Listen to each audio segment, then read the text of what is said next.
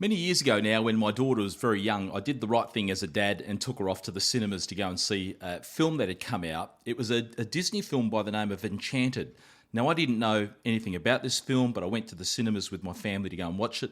The film started off with a character by the name of Gazelle. It was set in a typical Disney animated film. Gazelle was this young woman. She would walk through the forest and sing with the animals and believe in true love, that one day this prince would come and marry her and she'd be happily ever after.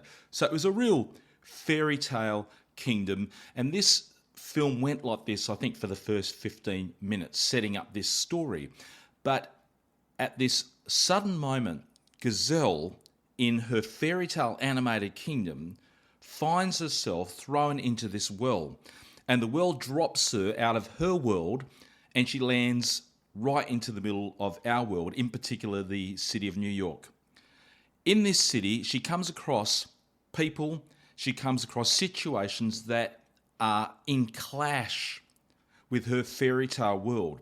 It comes into friction with the values that she has from her fairy tale world into the values that she's finding in this world. And there's this really telling scene where she befriends this guy who's gone through a divorce.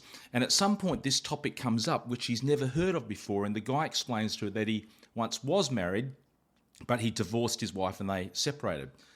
And Gazelle, hearing this, simply cannot understand what he means by divorce, because in her kingdom, there's only happily ever after.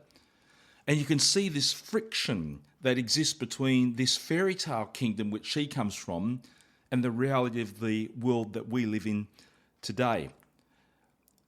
There's a passage in John's Gospel where John writes an account which almost looks like a scene out of that film Enchanted. Jesus has been put on trial. He finds himself standing before the Roman ruler at that time, Pilate, and Pilate has to make a decision. Does Jesus go to the cross, or is Jesus to be allowed free? And in this discussion, you've got Pilate questioning Jesus, trying to get him to confess up about what the real issue is here. Pilate believes there's an accusation of treason being put against Jesus, that he is trying to lead this revolution in this area and take it over, which of course the Romans would have to respond to any form of revolution. But when he questions Jesus, Jesus says, I do not come from this world. In particular, in verse 36 of chapter 18, Jesus says, my kingdom is not of this world. If it were, my servants would fight to prevent my arrest by the Jews. But now my kingdom is from another place. It's then Pilate says to Jesus, so you're a king then? And Jesus answers Pilate, you are right in saying I'm a king. In fact, for this reason I was born. And for this I came into the world to testify to the truth. Everyone on the side of truth listens to me. And here's Jesus putting forward to Pilate that he has come from a different world. He has dropped into this world and he is here for a period of time. This series that I'm going to do here is the one on the Sermon on the Mount, the very first recorded message that Jesus gives to his disciples and also to the crowds in Matthew chapter 5. And Jesus starts off with something called the Beatitudes.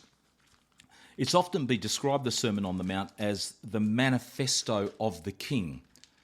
This is where Christ stands up as king of a different place and he declares the fairy tale values that come from his kingdom, values and beliefs which often we would listen to and we think that is simply too idealistic. That doesn't work in our world. That's not reality. But Christ is speaking from a different world. He's talking about where he comes from. And when Christ starts in chapter 5, he talks about what we now know as the Beatitudes. Now, the Beatitudes, really in definition, it's to be blessed, it's to be prosperous, and to be abundant. That's what the word beatitude could be summed up as. Now, if you said to anyone in our world that we live in, what is it like to be blessed, to be prosperous, to be abundant?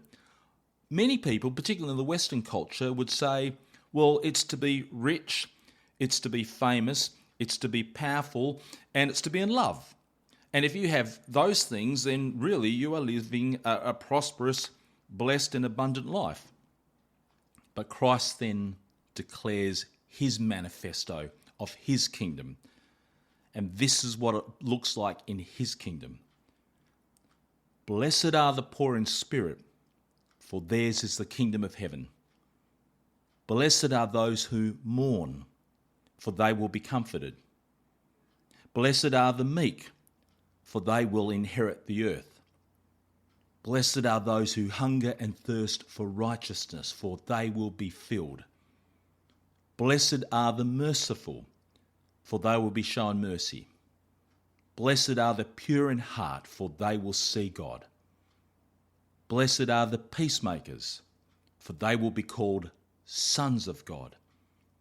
And blessed are those who are persecuted because of righteousness, for theirs is the kingdom of heaven. Jesus is putting out the values of the kingdom that he is from, and they are completely different to what we are seeing in this world.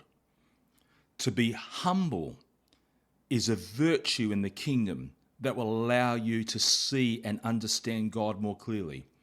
To mourn means to experience God in a much deeper way you would if you simply live only a happy, easy life. The values don't match up often with what we see in this world, but Christ is speaking from his kingdom. Christ here is really declaring himself to be king of his kingdom. And if you look at how Jesus finishes the Beatitudes in verse 11, he says, "Blessed are you when people insult you, persecute you, and falsely say all kinds of evil against you because of me. Rejoice and be glad, because great is your reward in heaven, for in the same way they persecuted the prophets who were there before you." Here is Christ standing before this world, standing before the people in this mount that he's speaking from, and he's declaring a spiritual revolution. He's declared himself as king, and he is effectively saying, I am here to lead a spiritual revolution. And when you follow me, you take up citizenship in my world. And Christ comes over those people and he declares those people to be his. The king is declaring his manifesto. It is in the Sermon on the Mount. We are close to the description of heaven here.